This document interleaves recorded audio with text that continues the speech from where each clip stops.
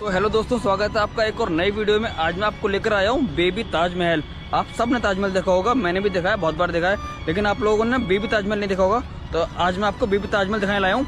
आप लोगों को पता होगा, जैसे आपने सुना होगा कि शाहजहां ने मुमताज़ के याद में ताजमहल बनवाया था, ऐसे ही जो जहांगीर की जो वाइफ थी, जिनका नाम था मेहरुन्निसा, जो उनका असली नाम था, उन्होंने अपने वालिद के लिए उनके मरने के बाद इसको बनवाया था, बेबी ताजमहल को, जो कि ताजमहल से पहले बना था। तो आइए मैं आपको इस ताजमहल के अंदर लेके जा रहा हूँ, जिसको बोलते हैं बेबी ताज। तो अभी लिए मैंने वहाँ से एंट्री, और अभी मैं इस गेट से कर रहा हूँ एंट्री। ये देखो आप, देख रहे हो आप गेट की खूबसूरती। बाकी मैं आपको एक बार थोड़ा सा पढ़वा देता हूँ, आप आराम से वीडियो रोक के पढ़ लेना। ये देखो, ये मिर्ज़ा गयास बेग और उनकी पत्नी असमत बेगम का मकबरा है, यानी कि जो जहांगीर की वाइफ थी उनके माँ बाप का मकबरा है ये। जो उनकी वाइफ थी, उनका नाम नूरजहां, और उनका असली नाम जो है वो है मेहरुन्निसा, जो मैंने आपको ये बताया था। उन्होंने अपने वालिद की याद में ये बनवाया था। तो इसमें उनके वालिद और उनकी जो पत्नी है, जिनका नाम है असमत बेगम, उनका मकबरा है ये। वो लोग ईरान के रहने वाले थे। बाकी मैं आपको दिखा रहा हूँ, आराम से वीडियो रोक के पढ़ लेना। जहांगीर ने, यानी कि सलीम ने, मतलब जो उनकी वाइफ है नूरजहां, उनसे शादी कब करी थी? उनके जो एक हस्बैंड थे नूरजहां के पहले से, जो अफगान के थे, उनके मरने के बाद जहांगीर ने उनसे शादी करी थी, नूरजहां से। उसके बाद जब उनके वालिद का इंतकाल हो गया नूरजहां का, तब उन्होंने ये मकबरा बनवाया था, जो मैं आपको अभी अंदर से दिखा रहा हूँ। और ये बेइंतहा खूबसूरत है, जिसको सफेद संगमरमर से बनवाया गया है। तो आइए चलते हैं इसके अंदर। तो अभी कर दी है मैंने इसके अंदर एंट्री, और एंट्री करते ही राइट साइड पे एक दरवाज़ा बना हुआ है छोटा सा, लेफ्ट साइड में एक दरवाज़ा बना हुआ है, और सामने अगर आप देखोगे तो सामने हमें एक बेशकीमती इमारत जो दिखाई दे रही है, जो थोड़ा थोड़ा ताजमहल की तरह भी लग रही है, लेकिन ये ताजमहल नहीं है। आगरा में आपने बहुत जगह देखी होंगी, लेकिन शायद ये ना देखी हो। और मैंने जब जो एंट्री करी है, वो मैंने एंट्री करी है अभी इस वाले गेट से। मैं आपको दिखाता हूँ, इस गेट से अभी हमने एंट्री करी है। और ऐसे गेट यहाँ पर 3 बने हुए हैं, और सामने बना हुआ है ये एक छोटा सा बेबी ताज, इसको बेबी ताजमहल बोलते हैं। और राइट साइड में इसके बगीचा है, और लेफ्ट साइड में बगीचा है। इस तरीके के इसके पीछे भी 2 बगीचे हैं, तो इसीलिए इसको कहा जाता है 4 बगीचे। इसको बोलते हैं 4 बाग। 4 बाग के बीच में बना हुआ है बेबी ताजमहल, जिसका नाम है एतमादुद्दौला। एतमादुद्दौला इसको बोला जाता है क्योंकि जो जिसने बनवाया है ये नूरजहां ने अपने वालिद के लिए बनवाया था, ये उनकी याद में बनवाया था। और ये आप सामने देख रहे हो, सामने यहाँ से आता था पानी, और यहाँ से चारों तरफ पानी जाता था, ऐसे ही चारों तरफ भरे हुए हैं। तो आप सोच सकते हैं उस टाइम में कितना ज़्यादा खूबसूरत लगता होगा, जिस टाइम में यहाँ पर चारों तरफ पानी घूमता होगा, और इतने खूबसूरत फूल होंगे। और जूते पहन के हम इसके अंदर जा नहीं सकते, इसलिए अभी हमें यहाँ पर लेने पड़ेंगे शूज़ कवर। तो अभी हम जा रहे हैं शू कवर लेने के लिए, जो सामने आप लोग देख रहे हो सब चेंज कर रहे हैं ये। तो ये ले लिया मैंने शू कवर चेंज करने के लिए। अब मैं करता हूँ चेंज। मैंने पहन लिया शू कवर, देखो आप। अब चलते हैं यहाँ से अंदर। रोलर है भाई, रोलर की तरह लग रहा है ये। तो अभी हम जा रहे हैं इसके अंदर। मैं आपको दिखाऊंगा इसके अंदर की जो खूबसूरती है ना, कहते हैं कि इसकी कहीं कहीं इसकी खूबसूरती ताजमहल से भी ज़्यादा खूबसूरत है, क्योंकि इसके अंदर जो काम हुआ है वो बहुत कीमती पत्थरों से और उनको पीस कर इसके अंदर पेंटिंग बनाई गई है। मैं आपको बारीकी से दिखाऊंगा। और यहाँ पर है ये फव्वारा, जो फव्वारे आपने देखे होंगे काफ़ी जगह होते हैं, और ये बहुत पुरानी टेक्नोलॉजी है फव्वारों की, जो मैंने आपको पुराने वाले व्लॉग में दिखाई थी। अगर आपने नहीं देखा होगा तो एक बार आप जाकर देख लेना आगरा का व्लॉग, वो भी बहुत खूबसूरत है। और अब बात करते हैं इसके बेबी ताज की। अगर आप इसकी खूबसूरती को, मैं आपको इसको पास से दिखाऊं, इसकी नक्काशी, तो आप ये देखिए उस टाइम के हिसाब से, जिस टाइम ये बना था 1628 के आसपास में। और अभी आप ये देखो, ये जो छोटे छोटे आप चीजें देख रहे हैं, ये सब क्या है? ये बारीक बारीक पत्थर हैं। ये पेंटिंग नहीं है, लेकिन पेंटिंग इसके अंदर होगी। अभी हम अंदर चलेंगे, जब अंदर मैं आपको दिखाऊंगा। ये बारीक बारीक पत्थर हैं, और इन पत्थरों को काट कर, पीस कर इनका ये काम करा गया है। ये आप देख रहे हैं, तो इतना बारीक काम में ये पूरा बनाया गया था। ये नूरजहां ने अपने वालिद के लिए बनवाया था, जिनका नाम था गयास बेग, जो जहांगीर के किले में मंत्री थे वो। और अभी हम ये देखो, आप यहाँ से अगर आप देखोगे तो ये आपको पूरी की पूरी एक ऐसी लगेगी, जो इतनी खूबसूरत चादर सी नहीं होती है, फूलों की चादर होती है, वो ऐसा इन्होंने रियल में बनाया हुआ है। पत्थरों को पीस पीस कर ये नक्काशी आज के टाइम में तो शायद कोई भी नहीं कर पाएगा, जो उस टाइम करके चले गए। उस टाइम का आर्किटेक्चर्स चारों तरफ इतना ही खूबसूरत है ये। अभी हम आपको इसके अंदर से दिखाता हूँ, आइए मेरे साथ।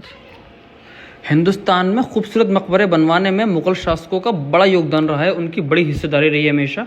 और फिर चाहे वो ताजमहल हो या फिर एतमादुद्दौला का मकबरा, जो मैं आपको अभी घुमा रहा हूँ आपकी स्क्रीन पर। खास करके मुगल बादशाह शाहजहां, उनके शासनकाल में तो इसको बोलते थे स्वर्णकाल। स्वर्णकाल किसको बोलते हैं? स्वर्णकाल बोलते हैं जो होता है सुनहरी दौर, इसको सुनहरी दौर बोलते थे। इस दौर में मुगल बादशाहों ने काफ़ी खूबसूरत इमारतें बनवाई हैं, जो आज भी लोगों के दिल को प्रभावित करती है, लोग देखने जाते हैं उनको। तो उसी में एक ये है एतमादुद्दौला, जो आप मेरे सामने देख रहे हैं। ये आप देख रहे हो, ये पेंटिंग है, ये कोई पत्थर नहीं है। और पहले की पेंटिंग कैसे बनाते थे? पत्थर को पीस कर बनाते थे, और इसके अंदर जो पत्थर लगे हुए हैं वो काफ़ी कीमती हैं। ये आप इसकी खूबसूरती से पता चल जाएगा आपको। इसको बने हुए तकरीबन 500 साल हो चुके हैं। 1628 में बनकर तैयार हो गया था ये आप चारों तरफ इसके देखोगे तो चारों तरफ बहुत बारीकी से काम हुआ है, मतलब बहुत ज़्यादा बारीक इसमें काम हुआ है। और इसके बाद ही ताजमहल बनवाया गया था और कहते हैं इसमें से बहुत सारी चीज़ों को देखकर ही ताजमहल की बारीकियों को बनाया गया है, उसकी खूबसूरती को बनाया गया है। और मैं आपको अभी इसके अंदर ले जाऊँगा, उसके अंदर दिखाऊंगा मैं आपको नूरजहाँ के माता पिता की कब्र दिखाऊंगा। इसी दर के अंदर कब्र है। तो अभी चलते हैं हम कब्र के पास, देखते हैं हम इस कब्र के पास हमें कैसी चीज़ देखने को मिलेंगी। ये आप देखो, यहाँ से अभी करी हमने एंट्री, थोड़ा सा अंधेरा हो रहा है इसलिए साफ नहीं दिखाई दे रहा। बाकी आपको ना फर्श देखकर, फ्लोर देखकर पता चल जाएगा कि ये कितना ज़्यादा खूबसूरत है। और आप ये देखिए, रुकिए मैं आपको थोड़ा सा जूम करके दिखाता हूँ। तो ये है नूरजहाँ के पिता मिर्ज़ा गयास बेग और उनकी माता का मकबरा, यह है यानी उन दोनों की कब्र हैं ये। और इसके अगर आप चारों तरफ देखेंगे तो ये काफ़ी खूबसूरती से बनाई गई हैं और कब्र अभी भी ऐसी लग रही है जैसे अभी कुछ टाइम पहले बनाई गई हों। और इसके अगर आप ऊपर ये देखेंगे आप तो चारों तरफ बहुत खूबसूरत बना हुआ है ये। जहांगीर की बीवी नूरजहाँ का बचपन का नाम था मेहरुन्निसा और इनके जो वालिद थे उनका नाम था मिर्ज़ा गयास बेग और वो पर्शिया के रहने वाले थे। और मिर्ज़ा गयास बेग के जो पापा थे, उनके जो फादर थे, उनका नाम था मोहम्मद शरीफ। तो मोहम्मद शरीफ के इंतकाल के बाद मिर्ज़ा गयास बेग अपने दोनों बेटों और एक बेटी को लेकर हिंदुस्तान आ गए। तो मिर्ज़ा गयास बेग जब हिंदुस्तान आ गए उस टाइम इनके पास कुछ काम करने के लिए नहीं था, ना कोई नौकरी थी। थोड़े टाइम बाद इनको अकबर के दरबार में नौकरी मिल गई और उसी दरबार में रहते हुए इन्होंने अकबर का दिल जीत लिया अपनी ज़हीनता से। और उसके बाद उन्हें काबुल के दीवान का पद दिया गया था और इसी तरह उनकी ज़िंदगी फिर हिंदुस्तान में कटने लगी। जलालुद्दीन अकबर के इंतकाल के कुछ टाइम बाद जहांगीर नए बादशाह बने और जहांगीर ने मिर्ज़ा गयास बेग को एतमादुद्दौला की उपाधि से नवाजा। कुछ टाइम बाद मिर्ज़ा गयास बेग ने 1594 में अपनी बेटी मेहरुन्निसा की शादी अलीकुल बेग से कर दी। अलीकुल बेग जो थे, उनका जो नाम है बाद में जो उनको नाम मिला था वो था शेर अफगान। इसी बीच अलीकुल बेग ने मेवाड़ की एक लड़ाई के टाइम एक शेर को मार दिया था और शेर को मारने की वजह से जहांगीर बादशाह ने उन्हें शेर अफगान का खिताब से नवाजा था। ऐसे समय बीतता गया। कुछ टाइम बाद शेर अफगान यानी कि अलीकुल बेग एक मुग़ल षड्यंत्र में अपनी जान गंवा बैठे।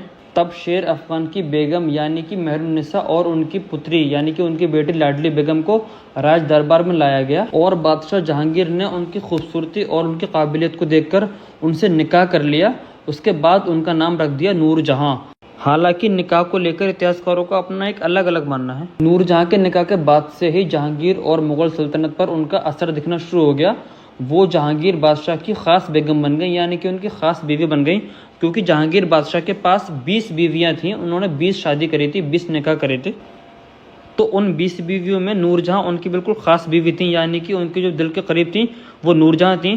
तो आप समझ सकते हैं उसके बाद नूरजहाँ वहाँ की रानी बन गई। उसके बाद नूरजहाँ के हाथ में काफ़ी पावर आ गई थी और उस पावर के साथ साथ उन्होंने अपने रिश्तेदारों को धीरे धीरे महल के अंदर यानी कि उस दरबार के अंदर अलग अलग पदों से एक नौकरी देना शुरू कर दी, यानी कि सबको वहाँ पर उन्होंने शिफ्ट कर दिया। और उसके बाद उन्होंने एक गुट बनाया था जिसको कहा जाता है नूरजहाँ गुट। और इस गुट के अंदर आते थे उनके माता पिता, भाई और उनके बेटे शहजादे खुर्रम। मैं जानता हूँ आपने शहजादे खुर्रम का नाम कभी नहीं सुना होगा और अगर सुना भी होगा तो आपको शायद ना पता हो कि शहजादे खुर्रम कौन थे। लेकिन आपको ये सुनकर बहुत ज़्यादा एक शौक लगने वाला है, आपको एक एक नई चीज़ पता चलने वाली है, क्योंकि आपको ये पता नहीं होगी जो शहजादे खुर्रम थे वो ही थे शाहजहाँ, यानी कि शहजादे खुर्रम को आगे चलकर शाहजहाँ के नाम से नवाजा गया और उन्होंने अपने ज़िंदगी में बहुत बड़ी बड़ी इमारतें बनवाई, जिसमें ताजमहल एक ख़ास इमारत है और ताजमहल को दुनिया के 7 अजूबों में भी गिना जाता है। लेकिन ये भी किसी अजूबे से कम नहीं है, क्योंकि ये हिंदुस्तान का पहला मकबरा है जिसको पूरे संगमरमर से बनाया गया था उस टाइम में। और उसकी खूबसूरती, उसकी चमक अभी भी आपको इनकी दीवारों में दिख जाएगी, इनकी दीवारों में आपको मिल जाएगी। यहाँ पर भी एक कब्र है एक आध, लेकिन इन कब्रों का कुछ पक्का नहीं पता है कि ये कब्र किसकी है किसकी नहीं है। बाकी जो 2 कब्रें थी उनकी मेहरुन्निसा के माँ बाप की, मिर्ज़ा गयास बेग की, वो मैंने आपको दिखा दी। और अभी हम चलते हैं इसके बाहर। इसके बाहर अगर आप देखोगे तो इस तरफ भी एक फव्वारा दिखाई दे रहा है और सामने भी एक गेट है जो भी हमने एंट्री करी थी उसके ये राइट साइड वाला गेट है। ऐसे गेट 3 तरफ हैं और इसके चारों तरफ मीनारें हैं। ये जो आप देख रहे हो मेरे पीछे, बेबी ताज बोलते हैं इसको। और बेबी ताज इसको क्यों बोलते हैं? क्योंकि ताजमहल तो छोटा है, लेकिन हाँ ये भी संगमरमर का ही बना हुआ है और ताजमहल इसके बाद बना था। तो जैसे कि मैंने आपको बताया था, इसको जो बनवाया था वो बनवाया था सलीम की जो वाइफ थी, उन्होंने बनवाया था अपने पेरेंट्स के लिए, अपने माँ बाप के लिए। और इसके अंदर जो काम हुआ है वो सेम संगमरमर काम है।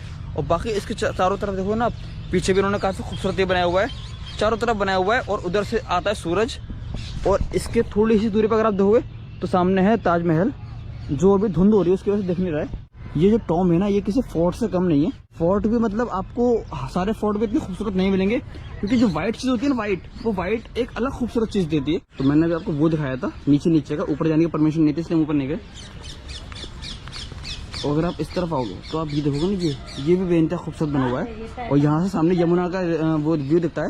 मैं आपको एक बार दिखाता हूँ ऊपर ले जाने के बाद। देखो आप, यहाँ से सामने यमुना का दिखता है, यहाँ पर वो बैठते थे आने के बाद। ये देखो आप, रेलिंग से दूर रहें। तो ये भी यमुना के बिल्कुल किनारे पर बना हुआ है, जैसे कि मैंने आपको बताया था। ताजमहल भी और ये भी और आगरा का किला भी यमुना किनारे पर बना हुआ है। मैंने आपको बताया इधर जो है ये है यमुना, ये भी यमुना के ऊपर ही बना हुआ है, यानी कि उस किनारे पर। और किनारा क्या, पूरे पहले तो पूरा पानी पानी था इसको बनने से पहले। ये आपको यहाँ से अंदाजा हो जाएगा। यहाँ से जाना मना कर रखा है, यहाँ से जा नहीं सकते, अंदर अलाउड नहीं है अब। ये देखो आप सामने देखो पानी, ये पूरी नदी है यमुना नदी, इसके किनारे पर बना हुआ है ये। इसका नाम है इत्तेमादुद्दौला, और ताजमहल भी इसी के किनारे बना हुआ है। तो दोस्तों ये मैंने आपको दिखाया बेबी ताज, इसको बोलते हैं बेबी ताज। और ये है आगरा के अंदर जो है ताजमहल से 1-2 किलोमीटर की दूरी पर। तो मैंने आपको इसकी वीडियो अच्छे से दिखाई है। अगर आपको वीडियो अच्छी लगी तो इसको लाइक करें, और चैनल पर नए हैं तो सब्सक्राइब करें, वीडियो को शेयर करना बिल्कुल ना भूलें। मिलते हैं ऐसे किसी नेक्स्ट वीडियो में, तब तक के लिए बाय बाय, टेक केयर।